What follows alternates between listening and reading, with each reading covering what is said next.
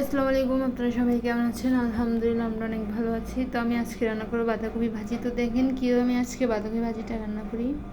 তো প্রথমে ছিল আমি একটা হাঁড়ি বসিয়ে দিয়েছি, তারপর দিয়ে দিলাম হচ্ছে তেল, এরপর আমি পেঁয়াজ কুচি আর রসুন দিয়ে দিলাম এখানে। দেওয়ার পর এরপর আমি এখানে শুকনো মরিচ দিয়ে দিব।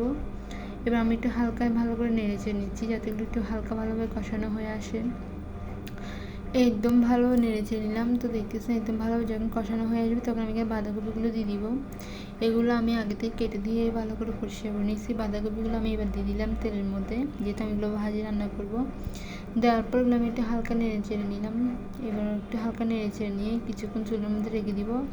তো ঢাকনা ঢেকে রাখবো যাতে একটু ভালোভাবে হয়ে আসে। তো ঢাকনা দিয়ে কিছুক্ষণ পর আমি আবার আপনাদেরকে একটু দেখাবো। তো দেখেন প্রায় হয়ে আসছে আমার বাঁধাকপি ভাজিটা। আমি একটু হালকা একটু নেড়ে চেড়ে নিলাম। এরপর কিছুক্ষণ চুলার মধ্যে রেখে দিব, তারপর হয়ে আসবে রান্নাটা। তো হয়ে গেল বাঁধাকপি ভাজি। সবাই ভালো থাকবেন।